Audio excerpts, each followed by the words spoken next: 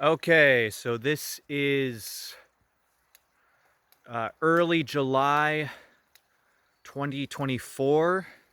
We got to Grandma's house and found that the stream had cut a little cave that I don't remember being here before.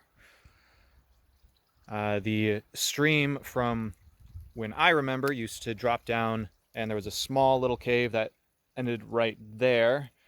The water is now all the way over there, so uh, the water has decided to move further underground. So this cave is mostly being held together by this root here, which I think is coming off of that big old tree.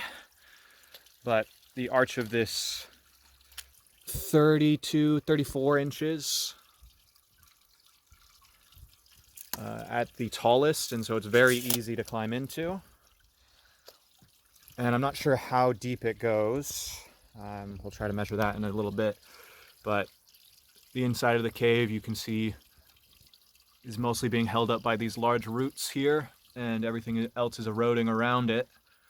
And you can see the water here travels out down that way. So right here is where I remember the cave used to come out.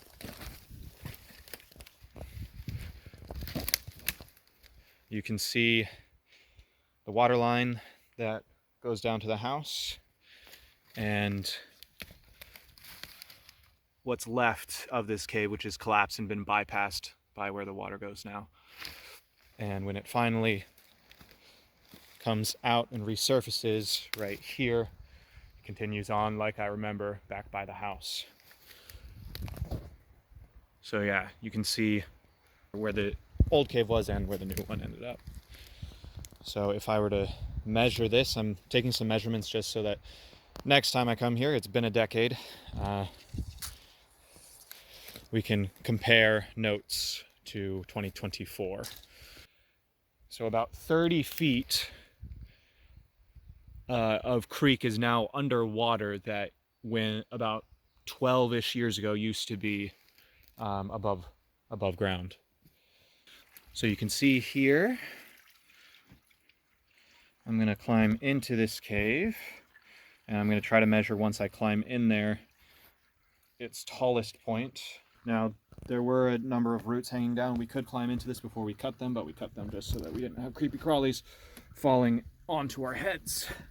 Because when you look up into the ceiling, you can see the roots, and sometimes you can see large spider crickets, some spiders, and the occasional frog or salamander. All right, I'm gonna climb in here. I am comfortably inside this cave, and there's more cave here. I haven't tried to access that stuff at the very end, one, because I'm not sure how well the roots are holding that up. It looks like the root is still holding up most of this, but I don't really feel like being buried alive here, so we're not gonna crawl all the way down there.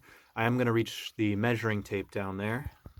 Critters, hello. I'm gonna be eaten alive by mosquitoes in a second. I'm gonna reach this measuring tape down to the end just to see how long this chamber is. Okay.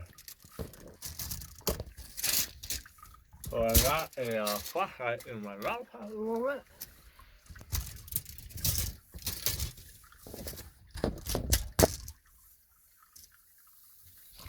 Oh!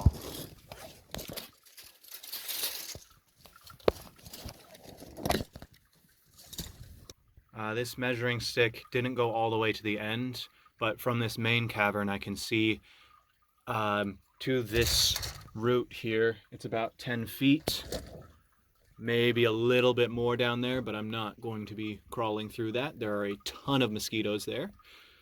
You can see them flying around. They're enjoying the light, I'm sure, and are probably feasting on my flesh at the moment. So yeah, probably 10 feet here and another 3 or 4 feet behind me. So we've got a solid 15-foot long cavern. Measuring from the roof, it's about 3.5 or 4 feet tall. So it's not a magnificent, enormous cavern, but talking about 3.5, 4 feet tall by 15 feet deep. It's pretty neat to have right behind Grandma's house. Oh, here's one of the critters. These guys are literally everywhere. They're little spider crickets.